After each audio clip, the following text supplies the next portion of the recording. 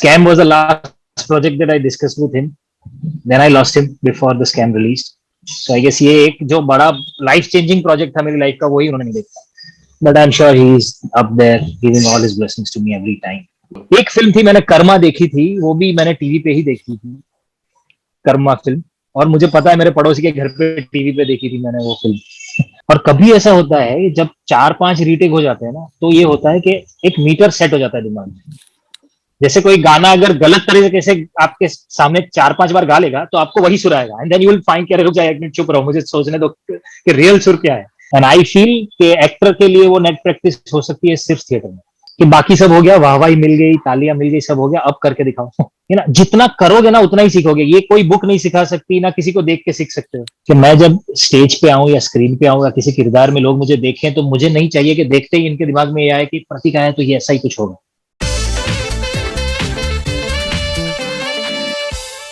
भाई स्कैम 1992 के साथ ओटीटी की दुनिया में एक्टिंग का इक्का बन चुका Prateek Gandhi is back as Vitthal Teedi. और जो गुजराती नहीं जानते उनको बता दूं, तीड़ी का मतलब 3 का पत्ता ताश के 52 पत्तों में. Now is back with this show on a brand new Gujarati OTT platform. It's called Oho Gujarati. प्रतीक भाई, 1 साल से चेस कर रहा हूं, फाइनली इंटरव्यू मिल गया. लेकिन ये बताइए आजकल जिंदगी कैसे पत्ते दे रही है आपको पिछले 1-1.5 साल से? पिछले 1-1.5 साल से देखो, जब से स्कैम रिलीज हुआ है पूरी गेम पलट गई है. अब अच्छे अच्छे पत्ते आ रहे हैं हर एक गेम में, शो करने में भी मजा आ रहा है. सो या I am enjoying the game now. मैंने विट्ठल तीड़ी देखा क्योंकि मैं गुजराती हूं तो मैं ज्यादा रिलेट कर पाया. It's set in the Gujarati milieu, but it seem like a story that is beyond language. It's got this universal emotion, and one of the key things about this show is of course a father son relationship. बाप और बेटे के relationship के बारे में कहानी भी है. उसमें गुजराती लाइन है कि बापा बाटे साचवे लेवानो, जिसका मतलब है कि पिता के लिए सब संभाल लेना पड़ता है. Tell me about your relationship with your own father when you were growing up, when you were in your teens or your early 20s. Oh my god, my father I guess was my closest friend ever. And you know, he always had this childlike curiosity about everything and anything that I did. So he was the biggest encouragement in my life. He encouraged me for everything that I wanted to do. मतलब जब मैं school में था, early in 4th और 5th standard, and I school में तब नया नया वो मार्शल आर्ट्स क्लासेस शुरू हुए थे, and I was mad about it. मैंने बोला कि मुझे करना है, and so I guess never once that he said no to anything that I wanted to. But he always, you know, used to tell me this, that whatever you want to do, take it to the level where you decide, you know, that you want to make this thing a part of your life. तो ये तब समझ में नहीं आता था, but as and when, you know, I started picking up theater, I started picking up martial arts, I started picking up tabla playing, and all that became an integral part of my life. और dad ऐसे थे यार कि वो हमेशा मुझे बोलते थे कि तू यार बाकी सब छोड़ दे, जॉब वॉब सब छोड़ दे, तू सिर्फ एक्टिंग कर. और मैं उल्टा उनको कहता था कि ऐसा नहीं होता डैड, पहले बॉम्बे में थोड़ा सेटल हो जाते हैं, फिर ये सब रिस्क वाला मामला लेते हैं हाथ में.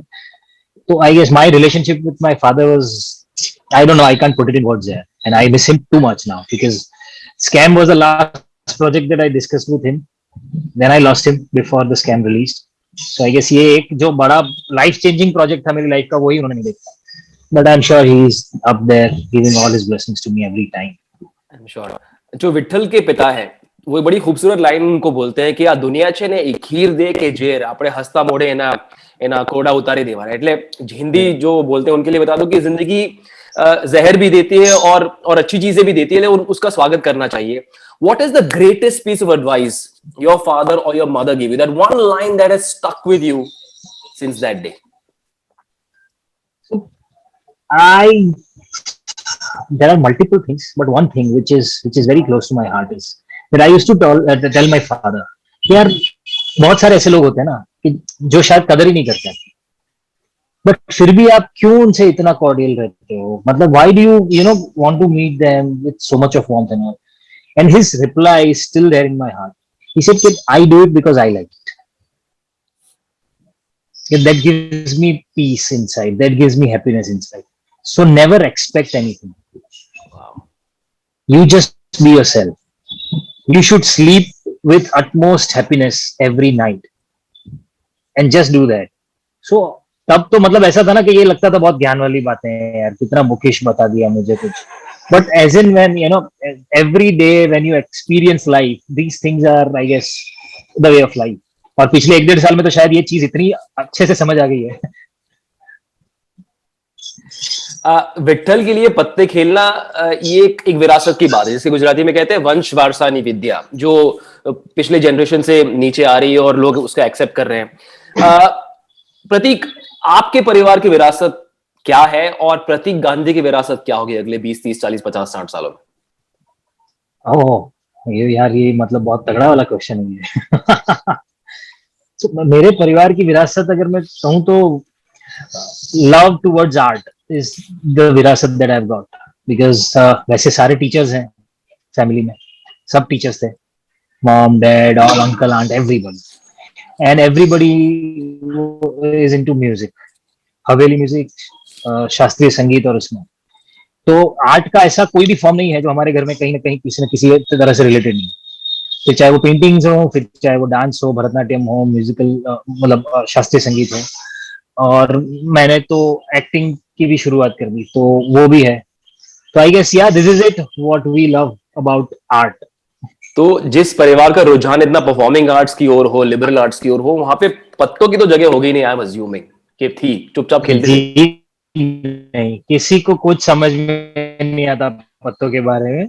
मस्ती में भी कभी अगर खेलने की शुरुआत हमने की है तो वो कौन सी वाली गेम खेले हैं यार, वो 2, 3, 5, कैसे वो क्या बोलते हैं, 7-8, दो 7, तीन 8. पांच हाँ वो वैसी वाली गेम है यार, जो स्कूल के वेकेशंस में खेले हैं. That's it.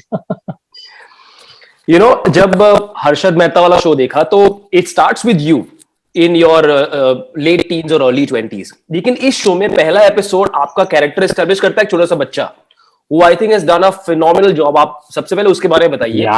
And the other thing, when you have to take the character forward after someone else has established it, is it tougher? Is it easier वो सुर पकड़ना?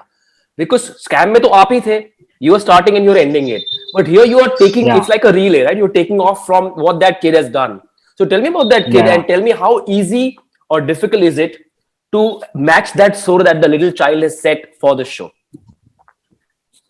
Yeah, so it's a very interesting process when you work with kids and such talented kids. Yeah, and I'm sure you must be knowing it that we have not shot it linearly. So ऐसा नहीं है कि पहला sequence पहले मतलब बच्चों वाला sequence पहले हुआ और फिर हमने शुरू किया. इनफैक्ट वो डेट्स का और बाकी सब चक्कर ऐसा था कि मेरा सारा सीक्वेंस खत्म होने के बाद लास्ट दिनों में बच्चे ने शूट किया. So we started shooting, we did, and while shooting हमें एक ग्राफ मिलते गया कैरेक्टर का कि इसको यहाँ से यहाँ तक ले जाते हैं, कुछ मैनरिज्म्स जो मैंने पकड़े थे. Then we fed it to the kids कि यार दोनों बच्चे भाई और बहन दोनों ने जो किया है दोनों बच्चों को, देन वी सेड कि इसको इस प्रकार से लेते हैं. सो हिज वॉक, चलते चलते वो स्लीव्स ऊपर करना, कैसे टर्न करना है, वो जब डैड के साथ है तो किस हिसाब से उनको देखता है, ये सारी चीजें जो हमने पहले की थी हमने उनको बताया कि इसको इस हिसाब से करना. And of course they are so talented. सिर्फ 1-2 बार मैं उस बच्चे के साथ जिसने वो कैरेक्टर किया ना, मैं उसके साथ सिर्फ 2 घंटा बैठा था. And then we just discuss कि इसको ऐसे करेंगे ऐसे करेंगे, and he picked up like anything. और वो जैसा कैरेक्टर है ना बहुत अमेजिंग है वो बच्चा. He is a brilliant kid. Was this shot before scam, after scam? Because I'm assuming आसपास के लोगों की बॉडी लैंग्वेज थोड़ी सी बदल जाती है प्रतीक भाई अभी. Have you felt that change in how people look at you? Because it's human tendency. I mean, I know. No, so that I feel every day after the scam released. Everywhere, suddenly people. So then they ask me that क्या change हो गया आपकी life में, मतलब आप लोगों का देखने का नजरिया चेंज हुआ है, मैं कुछ चेंज नहीं हुआ. The way people started approaching me changed a lot. But yeah, here we shot this series after scam. हम लोगों ने जनवरी में शूट किया है, गीर के जंगलों में जाके, वहीं पे आसपास के छोटे गांव में शूट किया है. और गुजराती में तो ऐसा था कि this whole team of Cinemon production, Abhishek and everybody ना, हम लोग एक दूसरे को जानते हैं पिछले कुछ 9 सालों से, 8-9 साल से. DR was my first film, Gujarati film that I did with अभिषेक. और उसके बाद हम लोगों ने सीधा विट्ठल तीड़ी शूट किया साहब.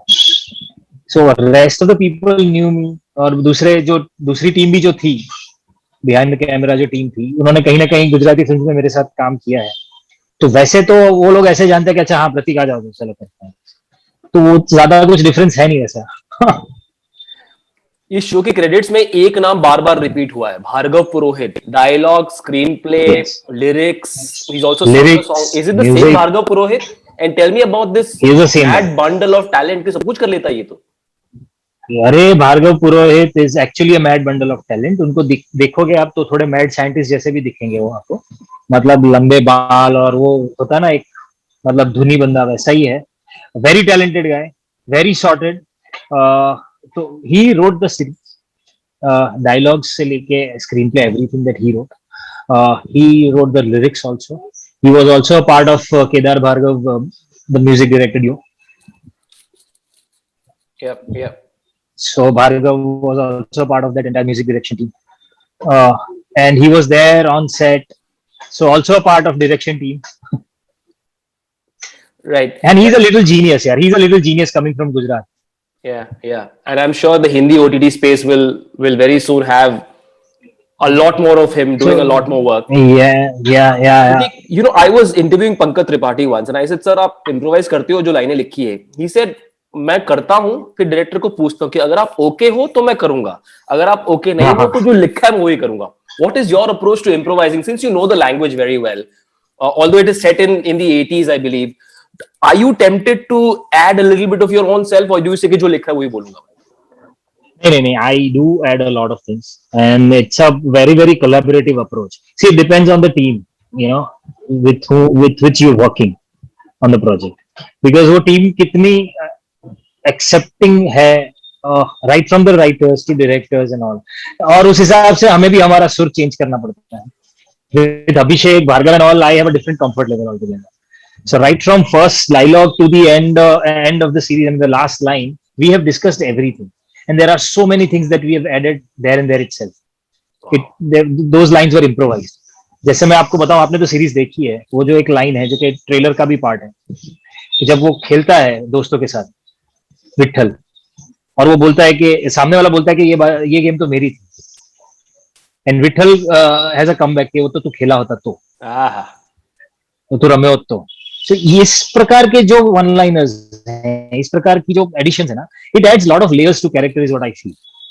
And the process is same, that I have to sell it to my director and writer first. Does it fit in the overall scheme of things? पूरी स्क्रिप्ट में अगर ये वैल्यू ऐड कर रहा है तो ही, बाकी just out of temptation to play to the gallery के यहाँ मैं हीरोइज्म दिखा दूं, that is not the thing that you know you should be doing. So I always keep saying as an actor, you should know when to stop. Like a gambler should know when to stop. Like a gambler, हाँ, when to stop. नहीं तो फिर वो game बिगड़ जाता है पूरा। There is this beautiful Bachchan Govinda sequence. मैं spoilers नहीं दूंगा, आप जो इंटरव्यू देख रहे हो जाके शो देखो, समझ में आएगा। And I was wondering, Pratik, who's that one actor or that one scene or a film or a dialogue that influenced you when you were much younger? Were you the kind of kid who loved going to the theater watching films? Was there a scene that stayed with you, a character? क्योंकि यहाँ पे आपने बच्चन साहब वाले वो बड़े collar वाले shirts भी पहने, so I want to know what is that one filminess that influenced you when you're growing up as an actor? So frankly speaking, Manish, मैंने इतनी फिल्में नहीं देखी हैं। और जब हम लोग बच्चे थे, as I told you that हम तो टीचर्स के बच्चे थे, और तब मतलब फिल्म देखने जाना was a different level of privilege. तो पैसों का भी वैसा कुछ ऐसा फ्री फ्लोइंग पॉकेट मनी नहीं होता था कि तुमको जब मन चाहे फिल्म देख लिया, ये कर लिया। तो थिएटर में जाके फिल्म देखना तो मतलब ऐसा होता था साल में एक आध फिल्म कभी देख ली तो देख ली। तो फिल्में उतनी देखी नहीं थिएटर में, ना मेरे घर पे टीवी था लंबे समय तक। तो मैं जहाँ रहता था सूरत में, वो पूरे बिल्डिंग में 2 लोगों के घर पे टीवी था, तो संडे को जो डीडी पे फिल्में आती थी ना, वो उन्हीं के घर पे जाके देखनी पड़ती थी। And if they are in a good mood that time कि भाई वो चलो आज दरवाजे खुले हैं, पूरी आधी बिल्डिंग उधर ही बैठी है, तो जाके देख लिया। तब वो वीसीआर और ये सब भाड़े पे लाते थे। एक रात का कुछ 50 रुपीज रेंट दे के आप वीसीआर लेके आओ, और फिर वो जो कैसेट्स मिलती थी 10 रुपीज रेंट लेते थे वो लोग, 24 घंटे का 10 रुपए का रेंट। तो कभी वेकेशन में वो लोग पूरी रात वो सारी फिल्में देखते हैं। तो उस प्रकार से ही मैंने फिल्में देखी हैं, जितनी भी फिल्में देखी हैं। तो वैसा कोई इन्फ्लुएंस मेरे दिमाग में हो, कोई एक सीन, कोई एक फिल्म, तो मुझे याद नहीं है, क्योंकि मैंने इतनी फिल्में नहीं देखी। पर हाँ, जितना थिएटर करते गया, जितना ज्यादा ऑफ लेटली मैंने काफी कुछ देखा पिछले, मतलब 20 सालों में बहुत कुछ देखा होगा, पर चाइल्डहुड मेमोरी ऐसी कोई है नहीं कोई फिल्म की। एक फिल्म थी, मैंने कर्मा देखी थी, वो भी मैंने टीवी पे ही देखी थी, कर्मा फिल्म। और मुझे पता है मेरे पड़ोसी के घर पे टीवी पे देखी थी मैंने वो फिल्म। तो कर्मा के कुछ सीन, कुछ डायलॉग, कुछ चीजें वो दिमाग में है, बिकॉज वो एक मतलब पहली बार ऐसा कुछ देखा था मैंने कि बॉम्ब फट रहे हैं, लोग इधर उधर जा रहे हैं। एंड ऑफ कोर्स शोले, मतलब शोले तो यार वो तो क्लासिक है, वो तो हर साल एक दो बार तो देख ही लेते हैं। Correct correct. विट्ठल के साथ एक आध सीन में ऐसा होता है जहां पे वो सुर पकड़ नहीं पाता, थोड़ी सी गड़बड़ होती है, वो क्या गड़बड़ है, you have to go and discover for yourself. लेकिन प्रतीक, मैं आई वाज वंडरिंग कि एक्टिंग के साथ ऐसा होता है कि कभी कभी सुर पकड़ में नहीं आता है, और आप जैसा ट्रेन्ड एक्टर जब ऐसा होता है कि यार नहीं आ रहा है, वो जोन नहीं आ रहा है, वो पंच नहीं आ रहा है, व्हाट डू यू डू? और जैसे क्रिकेटर्स का होता है कि आउट ऑफ फॉर्म होते, go back to the nets. So how do Yeah. You feel that loss of form sometimes in acting, and कैसे सुर पकड़ते हो फिर से आप? ये तो थिएटर में भी बहुत होता है और स्क्रीन के सामने तो बहुत होता है। कि कभी कभी लगता है कि नहीं यार ये नहीं जम रहा है, मतलब either this line, the scene और the way I have to deliver the line, somewhere I am not getting it correct. So मतलब इसमें प्रोसेस बहुत सिंपल है, that you have to be true to yourself. मतलब आपके वहां साथ में जो लोग होते हैं ना, शायद it is working for them, कि वो आपके डायलॉग पे ताली बजा देंगे, यार बहुत अच्छा है, बहुत अच्छा, बट इट्स नॉट वर्किंग। खास करके कॉमेडी सीन्स में बहुत होता है कि जब शूट के दौरान सब लोग हंसते हैं ना, तो मुझे बहुत डर लगता है कि रुक जाओ यार, ये अभी जो काम कर रहा है ना वो शायद अलग चीज काम कर रही है, but whether in the totality is it working on. तो तब आपको खुद सुर ढूंढना पड़ता है। सो मतलब what I do is that मैं वो लाइन 25 बार बोलना चाहता हूँ, अलग अलग तरह से, उस सीन को अलग अलग तरह से अप्रोच करना चाहता हूँ कि what if this, what if I just don't do this. और कभी ऐसा होता है जब 4-5 रीटेक हो जाते हैं ना, तो ये होता है कि एक मीटर सेट हो जाता है दिमाग में। जैसे कोई गाना अगर गलत तरीके से आपके सामने 4-5 बार गा लेगा, तो आपको वही सुर आएगा, and then you will find कि रुक जाए, एक मिनट चुप रहो, मुझे सोचने दो कि रियल सुर क्या है। Similarly we have to take a break, कि 1 मिनट रुक जाते, 5-7 मिनट का ब्रेक ले लो, लेट्स जस्ट रिकैलिब्रेट दिस। कभी कभी तो ऐसा भी होता है कि हम लोग उस सीन को उस दिन छोड़ देते हैं कि यार आज नहीं करेंगे शूट, वाओ। अगर हमारे पास वो लिबर्टी है कि कल भी ये लोकेशन अवेलेबल है, we can take that break. तो मतलब हाँ यार, there is no thumb rule, but ऐसा बहुत होता है कि सुर नहीं मिल रहा, सुर नहीं मिल रहा है, तो you have to constantly add it. And as you said कि क्रिकेटर्स जैसे अगर आउट ऑफ फॉर्म है तो they go back to the nets, practice practice. And I feel कि एक्टर के लिए वो नेट प्रैक्टिस हो सकती है सिर्फ थिएटर में। मतलब मैं मेरी बात कर रहा हूँ, मेरे लिए वो नेट प्रैक्टिस सिर्फ थिएटर में हो सकती है। So I make it a point कि जैसे एक फिल्म रिलीज हुई या जैसे कुछ एक शो रिलीज हुआ, I go back to theatre and I want to do multiple shows of the plays that I do, because that gives me, वो सीधा मिरर दिखा देता है यार, कि बाकी सब हो गया, वाहवाही मिल गई, तालियां मिल गई, सब हो गया, अब करके दिखाओ।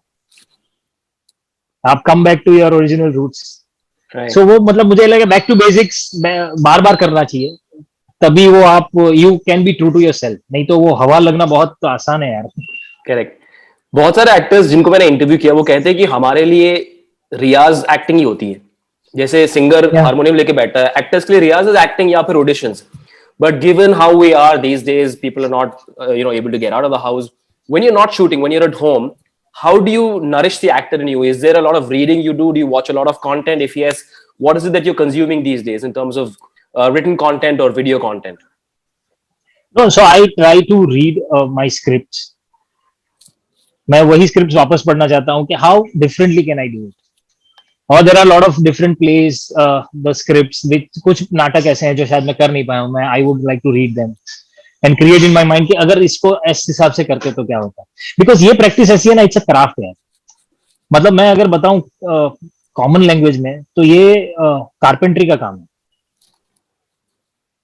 है ना, जितना करोगे ना उतना ही सीखोगे। ये कोई बुक नहीं सिखा सकती, ना किसी को देख के सीख सकते हो।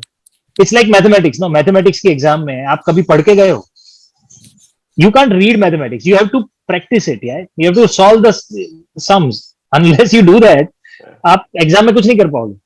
तो एक्टिंग का मैं मानता हूं वैसा ही हिसाब है यार, कि करना पड़ेगा, समझ के, देख के, सोच के, बियॉन्ड द पॉइंट आप कुछ नहीं कर पाओगे। बिकॉज होता क्या है, which I have seen in lot of actors and sometimes this happens with me also, कि I can feel it but वो ट्रांसलेट ही नहीं होता।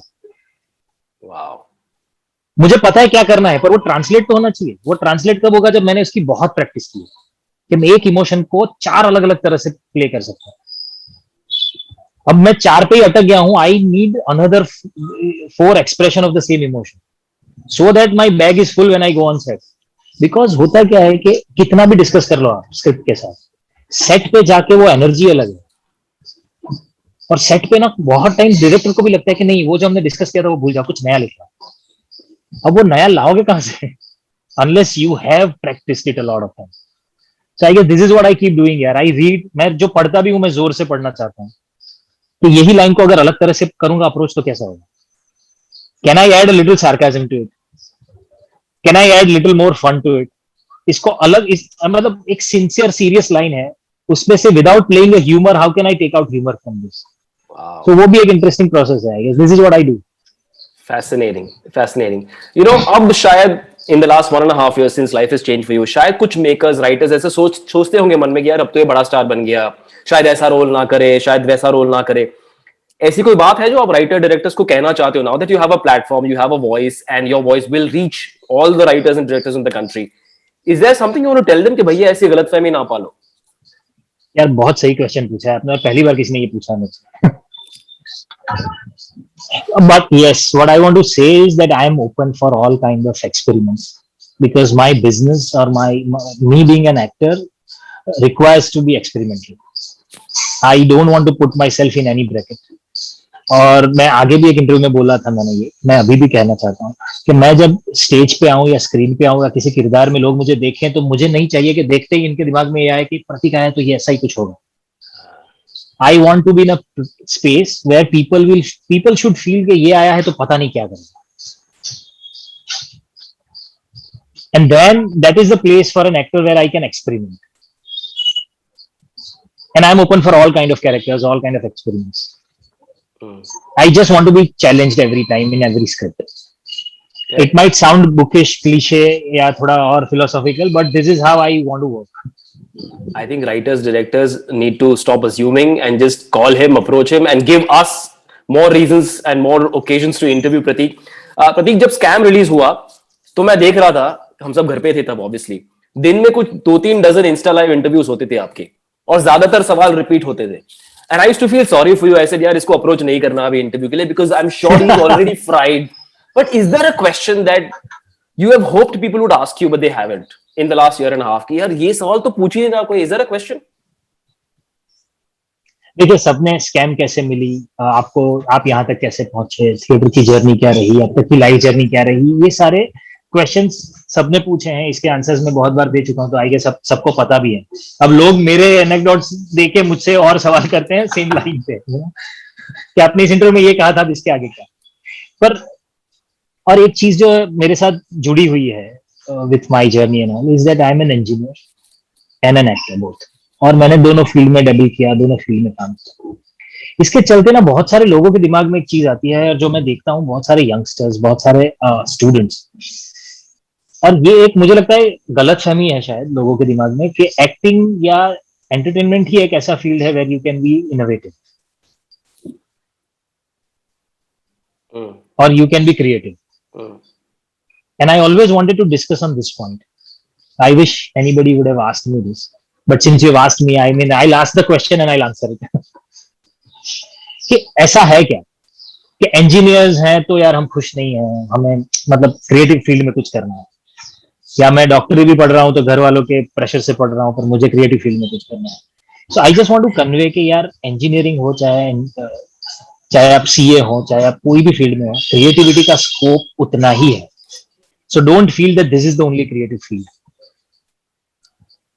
और इतने इंजीनियरिंग स्टूडेंट्स पिछले 1.5 साल में मुझसे बात कर चुके हैं इस बारे में, और मैं उनको यही समझाने की कोशिश कर रहा हूं कि ऐसा नहीं है, ये गलतफहमी में मत रहना. So creativity has no particular industry that owns it. It can come from anywhere, anytime. The only one thing that I want to communicate is keep adding value in whatever you do. And I guess that's the only way to excel in the field. क्योंकि मेरा ये passion था, एक तो passion का answer ही नहीं पता लोगों को यार.